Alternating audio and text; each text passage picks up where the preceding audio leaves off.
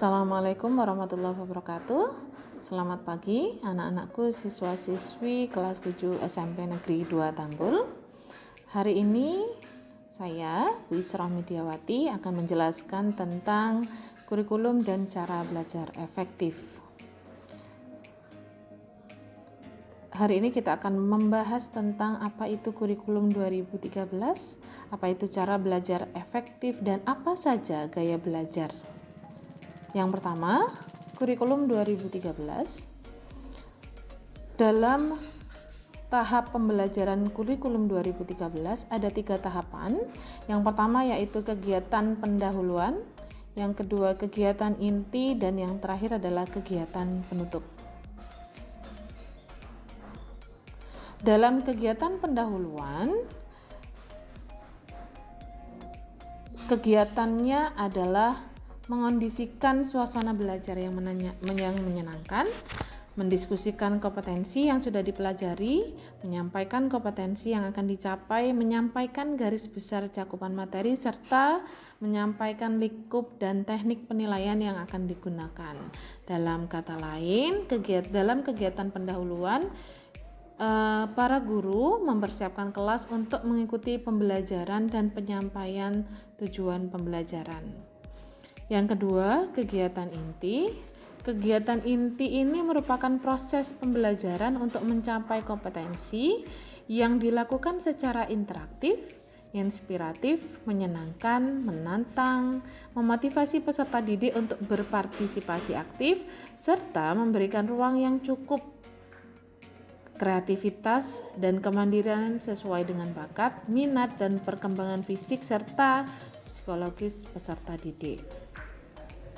Kegiatan inti ini menggunakan pendekatan saintifik yang disesuaikan dengan karakteristik mata pelajaran dan peserta didik. Dengan kata lain, dalam kegiatan inti itu proses pembelajaran untuk mencapai kompetensi sesuai karakteristik mata pelajaran dan peserta didik. Tahap terakhir yaitu kegiatan penutup. Kegiatan penutup ini ada 2 hal yang bisa dilakukan oleh siswa dan dilakukan oleh guru. Kegiatan penutup yang dilakukan oleh peserta didik atau siswa yaitu para siswa bisa membuat rangkuman atau kesimpulan dari pembelajaran yang diterima, melakukan refleksi terhadap kegiatan yang sudah dilaksanakan, serta memberikan umpan balik terhadap proses dan hasil belajar.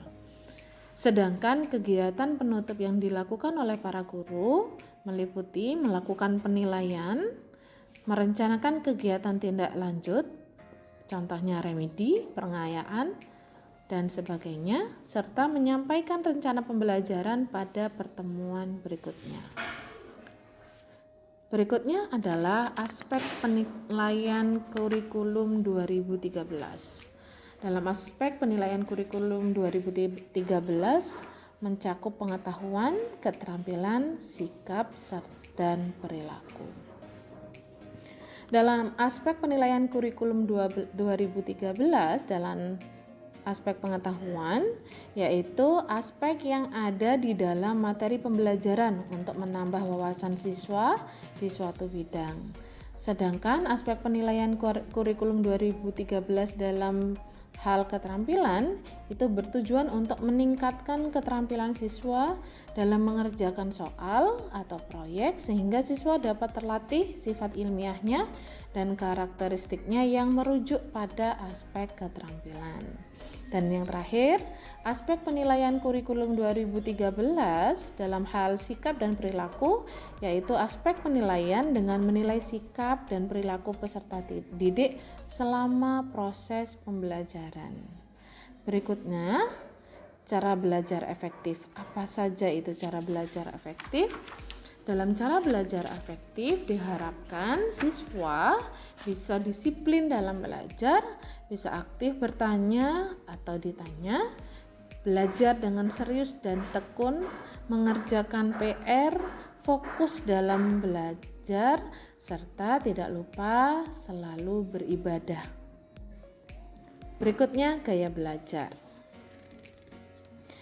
Menurut Selamento pada tahun 2003, gaya belajar merupakan kecenderungan siswa untuk mengadaptasi strategi tertentu dalam belajarnya sebagai bentuk tanggung jawabnya untuk mendapatkan satu pendekatan belajar yang sesuai dengan tuntutan belajar di kelas atau di sekolah maupun tuntutan dari mata pelajaran.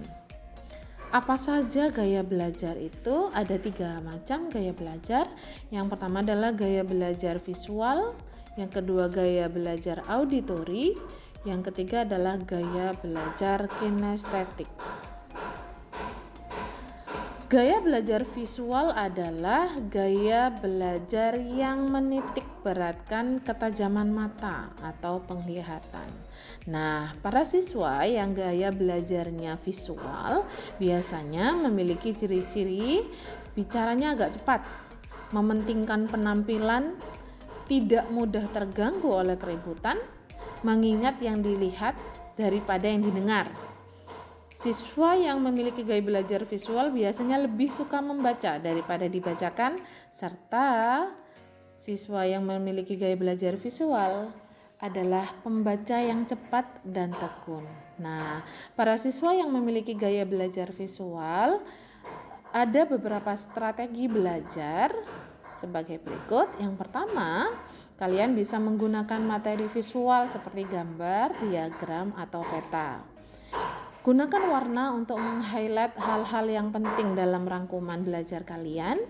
Kalian juga bisa membaca buku-buku ilustrasi, gunakan multimedia contohnya video, dan kalian bisa mengilustrasikan gambar.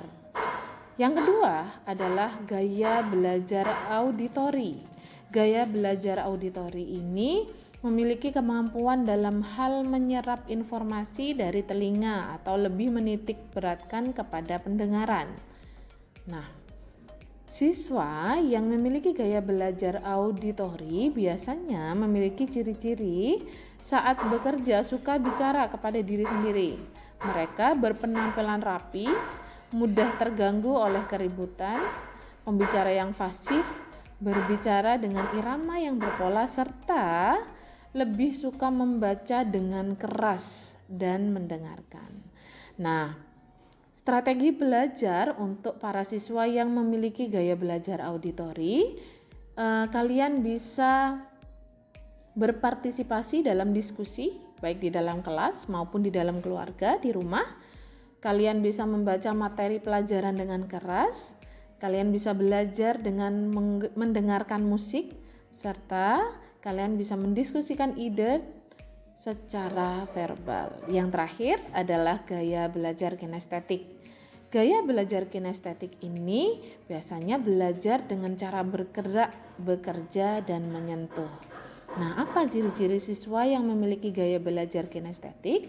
Para siswa yang memiliki gaya belajar kinestetik biasanya berbicara perlahan, penampilannya rapi, tidak mudah terganggu dengan situasi keributan. Mereka bisa belajar melalui memanipulasi dan praktek. Para siswa dengan gaya belajar kinestetik biasanya menghafal dengan cara berjalan dan melihat. Biasanya mereka menggunakan jari sebagai petunjuk ketika membaca. Nah, para siswa yang memiliki gaya belajar kinestetik bisa melakukan strategi belajar sebagai berikut. Kalian, para siswa yang memiliki gaya belajar kinestetik, tidak bisa memaksa untuk belajar sampai berjam-jam. Yang kedua, kalian bisa belajar sambil mengeksplorasi lingkungan. Kalian juga bisa belajar sambil mengunyah permen karet. Untuk mengingat hal-hal yang penting dalam belajar, kalian boleh menggunakan highlight warna terang untuk mengingat hal-hal penting dari apa yang kalian baca. Dan kalian juga bisa belajar sambil mendengarkan musik. Baiklah, itu tadi yang bisa saya sampaikan mengenai kurikulum 2013 dan gaya belajar. Semoga bermanfaat. Tetap jaga kesehatan, patuhi protokol kesehatan selama di rumah. Jangan lupa berdoa agar pandemi ini segera berakhir dan kita bisa bertemu lagi di sekolah. Tetap semangat dalam belajar. Wassalamualaikum warahmatullahi wabarakatuh.